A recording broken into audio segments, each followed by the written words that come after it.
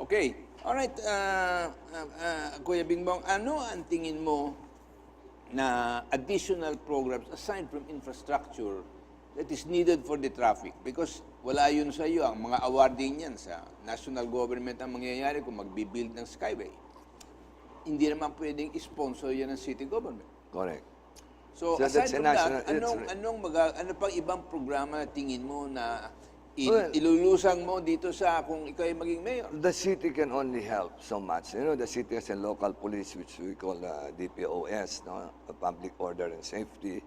Perhaps we could give more men on traffic areas. Kasi minsan, kaya nagkaka-traffic talaga dahil walang disiplina rin yung mga driver. Well, that is already a given. But if you have people there on the traffic choke points, no, ayaw magbigayan, if you have people there, it can relieve the traffic a little.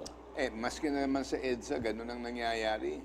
Ayaw. Alam mo doon, makita mo, pag tumakbo ka sa EDSA mula ng selection hanggang Makati and yan, pag nakikita mong may choke point, walang tao. Kaya nga. Walang enforcer. But this is something which I cannot understand why you guys don't really put the pressure on MMDA. Lagay ninyo yung mga enforcer nyo dyan at madalas kunan nyo ng video, nakita nyo, yung traffic, walang tao. Well, the MMDA is, as far as our studies in Congress is, it's really undermanned. Still undermanned. Not your problem. That's my problem. No, still our problem. Still our problem din yun because na their epekto budget kayo. their budget passes through Congress. As a congressman, I'm saying, not the problem of the city, but as a congressman, their budget still passes. Why? Are you limiting and restricting the MMDA budget? That's why they cannot do the right job? The president and the DBM has made, they cut all budgets. Kasi they have a Yeah, policy. but why do they do that? They have a policy like this, Ray, no? Malalim nga eh. For example, in the Department of Justice, siyempre, may mga budget yan last year. Hindi nila nagamit lahat. Yung budget nila last year, dahil kulang ang appointments, hindi na-appoint yung mga court, so madaming bakante. So what they did is... That reverts back to the national budget. Yeah, no problem there. No problem there, no? Kaya nga, ang ginawa nila ngayon sa budget ngayon, Ray, kung ano yung nagastos lang nila, yun na lang ang budget nila. Wala na yung sobra dahil hindi naman yung nagamit eh. So nalilimitahan ngayon. When the time comes na meron ng tao, natatao doon, wala na silang budget para doon. Then I have to say, if the national government cannot find people to appoint, that means they will be very inefficient in their job. And their inefficiency in the job will cause problems for the citizen. That's their problem, not ours. I know, I realize that. But what I'm trying to say is, as the mayor of a particular city, ang bagsak ng problema sa'yo. Correct. But we have our own problems also when it comes to local legislation. So, Hindi ka mo sa akin, ang dami-dami ng empleyado ng city, katakot-takot ng dami, sobra-sobra ng dami. So you cannot plead lack of personnel. But you may plead lack of efficient personnel. Di ba? Perhaps, yes. Kasi kung magdadagdag ka ng mga tao sa sweldohan mo dito for political reasons and not for efficiency and capacity or capability purposes, what you're doing is wasting people's money. We cannot really say... You're playing politics. We cannot really say something because we can only look at the situation when we are there. Right now, we do not know... nakikita naman ninyo kung ano we do not nangyayari. know the ins and the outs. I haven't studied it yet. You can only study it when you are there already. So you cannot talk in your campaign about the programs that you will do. Of course I can. But what I mean to say, when you talk about efficiency, you cannot say, I will do this, I will cut this, because you do not know what's happening inside. The only way you'll know what's happening inside is Pag-aralan mo muna pag nandun ka na. Pag nandun ka. Ano pa ang purpose ng kampanya? Well, so that you can put out your programs. For example, my main program, Ray, is really to... Social services. Social services, no? Which is really very lacking. And people below cannot feel the government's help, especially in the informal settlers. Wala silang maramdaman. Pero hindi ba trabaho ng mga barangay officials yan to the barangay, handle that or to... But they do not have the money to do it. The barangay officials, they do not have the money to do it. So it's still the city government who helps them out. Ang yayaman ng mga barangay sa Quezon City. Hindi naman, kulang.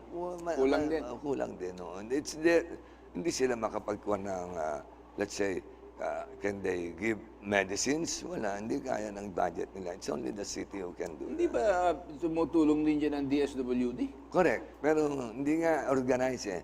I mean, say, meron mga tumutulong, Ray, like the congressman. I, in my district, I help out, no? But there's no program. That's what I mean say. There's no program of the city government when it comes to health services. Anong ginawa mo para gumawa ng paraan? Ako, well, I was able, with my connections, no, I was able to make arrangements with the DSWD, with the Department of Health, and I went out of my way to really help our people. For example, may hospital, hindi mabayaran yung kuha nila.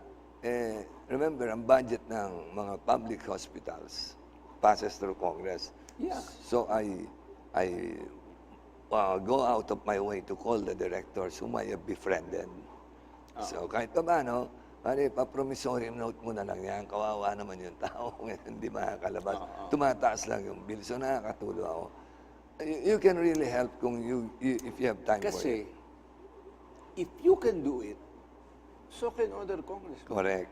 Di ba? Correct. That's right. Bakit Correct. hindi nga nangyayari? Siguro they don't have time. Kasi ako, talagang naka-full time ako. You know, my 4 children are already finished. I do not have any more obligations. Wala ka ng obligasyon. Wala na akong ginagawa. Kung hindi yun, no, talagang... Hindi. Mga apo naman inaasikaso ko. ngayon. Mga anak ko nang bahala. Bahala na sila. hindi mo I na po play with problema. them. Yeah, I have a day with them. But, so I'm full time really in helping our people. Kumusta naman ang peace and order sa Quezon City? Are you satisfied with it? Not really, especially with regards to drugs. No? You know, when the president came out and put the drugs into limelights, lumabas ang Quezon City had the most surrendered. Wala pa yung unsurrendered. We had 17,000. I had the records with the PNP, no? The Philippine National. 17,000 surrendered drug addicts. Wala pa doon yung hindi nag-surrender.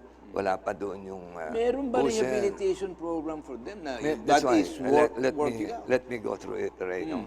Now, nakakatawa because the city has meron isang department which controls the drug. We call it CADA, City Anti-Drugs Abuse Council. It's headed by the Vice Mayor, whoever the Vice Mayor is. No? Before it was Bistec, when he was a Vice Mayor. Now it's Joy Belmonte. The CADA is very well funded. But apparently, when the drug issue came out, They were overwhelmed? lumabas na walang ginagawa ang CADA. Wow. Nothing. Ang laki-laki ng Budget. ng CADA. And then it's supposed to have a counterpart in the Baka barangays. nauubos lang sa sweldo. Badak. Hindi na. No, advertisement yata ang ginamit nila. Puro advertisement. Ngayon, ang daming nahuhuli. Pero walang lugar na paglalagyan ng rehabilitation because Quezon City is ang liit ng rehabilitation center nila. Bakit kaya manghuhuli ng ganyan? Hindi naman pala kayang hawakan. Precise. Hindi, ang nanguhuli nga is the national government and the police. Kanya nga. Kaya lang, wala ditong paglalagyan sa Quezon City. Yung mga hinuhuli nila, ang problema opinion ba ng ko, Ray, city yan o national government? It's both. Paano hatiin yung responsibilidad ang na yun? opinion ko, CADAC did not do its job for the last 8 years. That's why na drugs proliferated in Quezon City. Hindi ginawa the head of the CADAC was a vice did not do his job. Wow, nakakalungkot madinig yan. Nakakalungkot talaga. That's true. That's really terrible. Nakakalungkot In other talaga. words, hindi malinaw ang prioridad. At hindi Correct, nasusunod. correct. Walang direksyon. Let me put it, not only At priority. least it's not articulated properly. Walang direksyon ang city. Yeah. I'm sure hindi nila aminin. For example lang of course, hindi nila. For example lang, nag-acting mayor si Joy. Magdesisyon lang kung may pasok o wala sa eskwelahan, hindi makapag-desisyon. Sa kanila ba yun o sa DepEd? Hindi, it's with the mayor. That's the power of the mayor under the local government. Sila magdedeklara walang klase. Wala si Bistek noon, acting si Joy. Hindi makapag-desisyon. Lahat nagdeklara na. Lahat ng mga Metro cities Manila. nagdeklara na. Walang pasok siya, ayaw. Hindi makapag-desisyon. Nung nagdeklara na siya, the following morning, wala nang ulan. Nahuli. na, Okay, but you are talking about a particular incident, but it does not happen every day. it does not happen, but that is a reflection of your decision making. You see, that's where you see that hindi ka makapag-desisyon agad in situations. And you know, when you're a city executive, you must make a decision, right or wrong. You must make a decision. Okay, I guess a decision was not to call off classes. Correct. Oh. That was a decision and it was wrong. Well, alam mo dito naman kasi sa politika, I guess you go on the principle of averages. In other words, nobody can tell you that they will always make the right decision. Wala naman Diyos dyan eh. So, you can expect, tao lang tayo, na magkakaroon ng pagkakamali o maling impormasyon ang dumadating, or your assessment of the problem is not as serious as what other people might think. So, nangyayari yan. And I don't suppose when you are, pagpalain ka na maging mayor ka, that you can assure everybody that 100% of the time you'll make the right decision. Of course. Hindi naman pwede yun din, di ba? Yes, yes. So, the issue here is, I guess, overall assessment of city management ang kailangan mangyari rather than one single The issue here will be what was the performance of the candidates. The performance of Congressman Vincent Crisologo as a congressman, the performance of Vice Mayor Joy Belmonte as a Vice Mayor. Okay. That will be the The issue. question is, many times, some of that responsibility belongs to the mayor rather than the vice mayor. Correct. So you will Anong see. ginagawa ng mayor nun? Tungkol sa mga bagay The na Vice yan? Mayor is in charge of the presiding council. The laws that are passed. For Go example, through the vice mayor as the presiding officer of the for city example, council. they, last year, COA, the Commission on Audit, called their attention with regards to the raising of taxes, land taxes. No? Under the local government code, a city is supposed to raise it every year. For 10 years, according to them, Quezon City did not raise it. So, they were obligated, the city council, through the vice mayor, was obligated to pass law na itinataas by 150% ang taxes. Pag pass ng law, became law, the mayor signed it, kumunta mga homeowners, kumuha ng TRO, Temporary Restraining Order. So it was restrained until last month. And nung natanggal yung TRO, nag-statement si Vice Mayor Joy. She will suspend raw the effects. In the first place, no one is above the law. A vice mayor cannot suspend. A mayor cannot even suspend. A congressman, the president, it is the law. It must be followed. So, well, nagpasa sila ng suspension of that tax, of that pagtaas ng tax. But when you suspend, it means to say that in the future, you're going to implement it. Or pwede So, bang, ngayon- hindi, pwede bang unti-untiin nila sa lugar ng biglaan? Kaya, that's why you don't suspend. You amend it. Di ba? But if they Ang ginawa if you nila, cannot suspend, can you amend? yes, of course, you can amend any law. Di ba ang death penalty noon, meron, inamend nila, nawala ang death penalty, i-amend na naman nila, meron na naman. You see, you can, if you suspend, means to say that in the future, you're going to implement it. And they suspended it because it's election time. Yeah. Okay. So, But we have to pagkatapos ng pause for a eleksyon, few reminders. We'll be right back.